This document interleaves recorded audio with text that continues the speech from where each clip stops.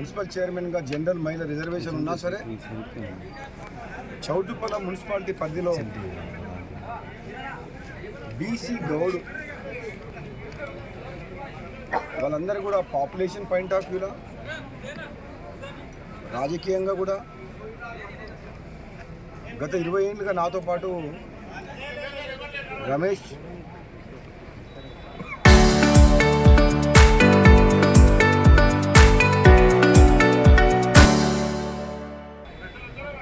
నిజాయితీగా నిస్వార్థంగా చౌటుప్పల పట్టణ కేంద్రంలో ముందుకుంటూ గతంలో ఎన్నోసార్లు అవకాశం వచ్చినా సరే కమ్యూనిస్టులతో పొత్తులో భాగంగా తన సీటును కూడా వదులుకొని ఆ రోజు కమ్యూనిస్టు కౌన్సిల్ గెలిపడం జరిగింది. వీటన్నిటిని దృష్టిలో పెట్టుకొని 20 ఏళ్ళు నన్ను నమ్ముకొని పార్టీని నమ్ముకొని నిజాయితీగా పనిచేస్తున్న రమేష్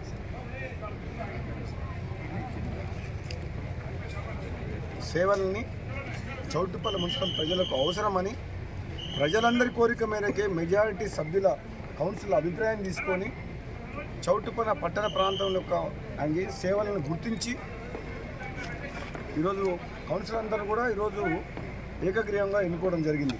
అదేవిధంగా నాకు ప్రియ శిష్యుడు పద్మశాలి కమ్యూనిటీ నుంచి యువకుడు మొదటిసారి కౌన్సిలర్ అయినా సరే ఎంతో ఉత్సాహవంతుడు కాబట్టి ఈ చౌటుప్పల పట్టణ కేంద్రంలో ఉన్న జనాభాను దృష్టిలో పెట్టుకొని పద్మశాలి సోదరుల యొక్క జనాభాను దృష్టిలో పెట్టుకొని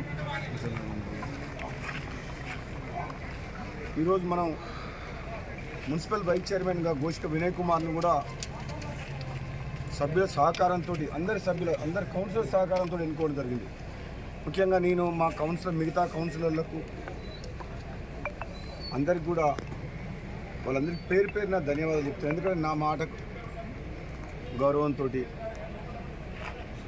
నా అభిప్రాయం మేరకు వాళ్ళందరినీ డిస్కస్ చేస్తే నా నిర్ణయాన్ని గౌరవించడం అనేది గొప్ప విషయంగా భావిస్తూ భవిష్యత్తులో ఈ చైర్మన్ వైస్ చైర్మన్ ఎన్నికకు సహకరించిన కౌన్సిలర్లకు అందరికీ కూడా ధన్యవాదాలు తెలియజేస్తున్నా. తప్పకుండా రాబోయే రోజుల్లో వారికి కూడా మంచి అవకాశాలు వస్తాయి. అందులో అర్హులైన వారు ఉన్నారు, సీనియర్లు ఉన్నారు. కానీ ఇప్పుడున్న పరిస్థితుల్లో ఒక వాతావరణం ఉంది, దాన్ని దృష్టిలో పెట్టుకొని చాలామంది అంటున్నారు ఒక బత్తుల విప్లవ్ కుమార్ వాణి ఈరోజు ప్రమాణ స్వీకారం చేయలేదు. కొంచెం బాధపడ్డది ఆమె, కాంగ్రెస్ పార్టీ మా కుటుంబ సభ్యురాలే. ఆయనకు సంబంధించిన వ్యక్తులు కొందరు తీవ్రమైన ఆవేదనతోటి బాధతోటి వాళ్ళకు చైర్మన్ ఆశించిన పదవి. న్యాయంగా చెప్పాలంటే విప్లవ్ కుమార్ కూడా అర్హుడే. గతంలో ఎంపీటీసీగా పనిచేసిండు, వార్డు మెంబర్గా పనిచేసిండు, ఇప్పుడు 13వ వార్డులో గెలిపించిండు. మిగతా కౌన్సిలర్ గెలుపుకు కూడా కొంచెం విప్లవ్ సహకారం అందించిండు. మంచి యువకుడు, మంచి యూత్ ఫాలోయింగ్ ఉంది, కెపాసిటీ ఉంది. అయినా కానీ ఇదొకసారి సీనియర్గా ఉన్నాడు కాబట్టి తప్పకుండా, ఎందుకంటే నన్ను నమ్ముకొని కాంగ్రెస్ పార్టీలోకి వచ్చిండు. అదేవిధంగా అన్నిటికంటే మేజర్ ఇష్యూ ఏంటంటే జనరల్ వచ్చింది కదా, 2 బీసీలకు పెడుతున్నారు కదా అని చెప్పి అడుగుతున్నారు. మన రాహుల్ గాంధీ ఆలోచన మేరకు, కాంగ్రెస్ పార్టీ ఆలోచన మేరకు బడుగు బలహీన వర్గాలన్నీ రిజర్వేషన్ కల్పించే విషయంలో ఎంతో పెద్ద కాంగ్రెస్ పార్టీ ప్రయత్నం చేసింది. రిజర్వేషన్ విషయంలో అది కోర్టు దగ్గర ఆగిపోయింది. కానీ వ్యక్తిగతంగా నా ఆలోచన మేరకు ఇక్కడున్న జనాభాలో బీసీలు 50% జనం ఉన్నారు కాబట్టి జనరల్ సీట్లో వచ్చిన కాడ 2 బీసీలను పెట్టడం అనేది తప్పేమి కాదు అని నా వ్యక్తిగత అభిప్రాయం. ఎందుకంటే ఇక్కడ నేను ఎమ్మెల్యేగా కోమటిరెడ్డి రాజగోపాల్ రెడ్డి ఉన్నా, మరి పార్లమెంట్ సభ్యునిగా మన చామల కిరణ్ కుమార్ రెడ్డి ఉన్నాడు. ఎమ్మెల్యే ఎంపీ రెడ్డి ఉన్నప్పుడు చైర్మన్ వైస్ చైర్మన్ కూడా మున్సిపాలిటీలో 2 బీసీలు ఉంటే పెద్ద ఆలోచన కాదు. మన ఎవరైతే ఓసీ సోదరులు కూడా ఒక విశాల హృదయంతో ఆలోచించి పొలిటికల్గా కొందరు వ్యక్తులు బ్రిటన్ వ్యక్తులు దాన్ని ప్రచారం చేసి పోస్టులు పెట్టి దుష్ప్రచారం చేస్తుంది. కానీ తప్పది. ఎక్కడైనా మనం అవకాశం వచ్చినప్పుడు బడుగు బలహీన వర్గాల వారికి మనం సపోర్టివ్గా నిలిచి వాళ్ళని ఎంకరేజ్ చేసి వాళ్ళని ఇంకా వాళ్ళని రాజకీయంగా అన్ని రంగాల్లో వాళ్ళ అభివృద్ధి కృషి చేసి వాళ్ళని మనం సపోర్ట్ చేయాలి. అది ఒక విశాల హృదయంతో బ్రాడ్ మైండెడ్ తోటి ఆలోచిస్తే వెనుకబడిన తరగతుల వాళ్ళందరినీ కూడా మనం ముందుకు రాజకీయంగా ముందుకు తీసుకొచ్చి రాజకీయ చైతన్యం కల్పించే వాళ్ళ లోపల పదవులలో కూర్చోబెట్టాల్సిన బాధ్యత మన మీద ఉన్నది. కాబట్టి మిగతా సోదరులందరూ కూడా ఎవరు కూడా దీన్ని అపార్థం చేసుకోవద్దని చెప్పి ఇక్కడ ఉన్న పరిస్థితుల్లో ఇక్కడ వినయ్ అనే వ్యక్తి యాక్టివ్గా ఉన్నాడు, రాకేష్ కూడా యాక్టివ్ ఉన్నాడు. కానీ ఇక్కడ పద్మశాలి కమిటీ కొంచెం స్ట్రాంగ్ ఉన్నది. చాలామంది వాళ్ళ కుల సంఘం సభ్యులు కూడా నాతోటి అడిగిండ్రు. ముఖ్యంగా భువనగిరి పార్లమెంట్ నియోజకవర్గంలో, మునుగోడు నియోజకవర్గంలో గౌడ్ కమ్యూనిటీ తర్వాత పద్మశాలి కమ్యూనిటీ కూడా ఇంపార్టెంట్ కమ్యూనిటీ. కాబట్టి ఈసారి అవకాశం వాళ్ళకు ఇవ్వడం జరిగింది. కావున దయచేసి మీరు అందరూ కూడా దీన్ని రాజకీయం చేయొద్దని చెప్పేసి ఒక మంచి ఆలోచన చేసి మనం ఓపెన్ మైండెడ్ తోటి తీసుకున్న నిర్ణయం. వీళ్ళిద్దరు కూడా యంగ్స్టర్సే, పావని అయినా వినయ్ అయినా సరే.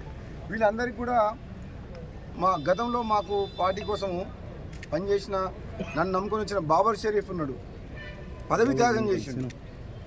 మన 14వ వార్డు సతీష్ విజయ ఉన్నారు, సిట్టింగ్ సీట్ వదిలిపెట్టి వాళ్ళ చేతిలో ఓడిపోయిన వాళ్ళని కూడా వాళ్ళే దగ్గర నుండి గెలిపించుకొని తీసుకొచ్చారు. అనుబాయ్ విషయంలో కూడా బాబర్ షరీఫ్ ఒక్కరోజు కూడా మనల్ని ఒకసారి కూడా అనలేదు, దగ్గరుండి అనుబాయ్కి కూడా సహకారం అందించాడు. కాబట్టి అనుబాయ్ మనకు దగ్గర మనిషి. కాబట్టి గతంలో ఓడిపోయినందుకు ఈసారి కావాలన్న లక్ష్యంతో. అదేవిధంగా బాలకృష్ణ కూడా 10వ వార్డులో దీపరాజు సహకరించి ఇక్కడ ఒక చౌటుపల్లి కూడా ఒక మంచి వాతావరణం ఉంది. నా మాట మీద 17వ వార్డులో కూడా గంగారాంకు నేను టికెట్ ఇస్తాను ఒప్పుకున్నా. గంగారాం మల్లన్న నా నాయకుడు కాంగ్రెస్ పార్టీలో చేసింది, మంచి వ్యక్తులు, నేను టికెట్ ఇస్తాను ఒప్పుకున్నా. పాప వారం రోజుల పాటు ప్రచారం కూడా చేసింది. నా వ్యక్తిగతంగా నన్ను నమ్ముకొని 20 ఏళ్ళ నుంచి ఉన్న శిష్యుడు సాయిలకు అన్యాయం జరుగుతుంటే టీఆర్ఎస్ వాళ్ళు తీసుకుపోయి నామినేషన్ వేయించింది. ఆ తర్వాత నా మాట మీద గౌరవంతో సాయిలు ఊరుకుంటాడేమో అనుకొని గంగారాంని పెట్టినావు, గంగారాం అయితే గెలుస్తాడని చెప్పేసి అనుకోని. అప్పుడు ఒకసారి సాయిలు టీఆర్ఎస్ పోయి పోటీ చేస్తుందని తెలిస్తే సాయిలకు వ్యతిరేకంగా నేను ప్రచారం చేసే పరిస్థితి ఉండదు. 17వ వార్డులో గంగారాం టికెట్ ఇచ్చి నన్ను నమ్ముకున్న సాయిలకు టికెట్ ఇవ్వకపోయినా ఆయనను ఓడగొట్టాలంటే నాకు మనసు రాలేదు. అందుకనే వెంటనే టీఆర్ఎస్ కాంగ్రెస్ నామినేషన్ వేసిందని చెప్పి వాళ్ళు టీఆర్ఎస్ వాళ్ళు రాద్ధాంతం చేసిండ్రు. అది ఆయన సాయిలు అనే వ్యక్తి కాంగ్రెస్ పార్టీ రాజగోపాల్ రెడ్డి వ్యక్తిగత మనిషి, ఎన్నో ఏళ్ళ నుంచి నా వెంట ఉన్నాడు. అన్యాయం జరుగుతున్న బాధతోటి అక్కడికి పోయిండు.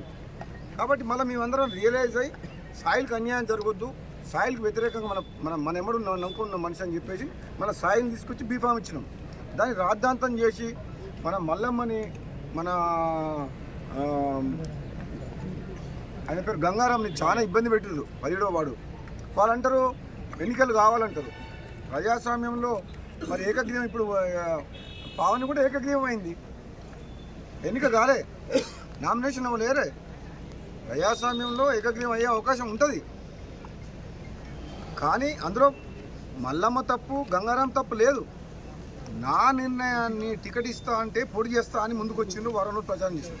నేను టికెట్ ఇప్పుడున్న పరిస్థితిలో ఇవ్వలేకపోతున్నా, మీకు కోఆప్షన్ ఇస్తా అంటే వాళ్ళు విత్డ్రా చేసుకుని నా మీద గౌరవంతో వాళ్ళని దూషించడం కానీ ధర్నాలు చేయడం కానీ చూస్తే చాలా బాధాకరము.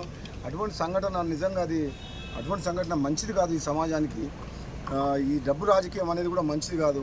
నా నిర్ణయాన్ని గౌరవించి గంగారాం మల్లమ్మ వాళ్ళు విత్డ్రా చేసుకున్నారు. కాబట్టి దయచేసి వాళ్ళు ఎటువంటి డబ్బులకు అమ్ముడు పోలేదు, ఎటువంటి తప్పుడు పని చేయలేదు.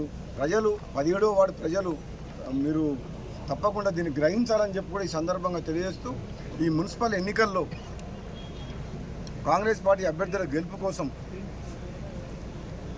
చౌటుప్పల మండలము, చౌటుప్పల మున్సిపాలిటీ, నారాయణపూర్ మండలం, ఇతర ప్రాంతాల నుంచి ఎంతోమంది కాంగ్రెస్ పార్టీ నాయకులు వచ్చి ఈ అభ్యర్థుల గెలుపు కోసం కృషి చేసిన ప్రతి ఒక్కరికి కూడా నాయకులకు, కార్యకర్తలకు పేరు పేరున నేను ధన్యవాదాలు తెలుస్తూ, ఈ గెలుపు ఇది కార్యకర్తల గెలుపు, ఇది ప్రజల గెలుపు.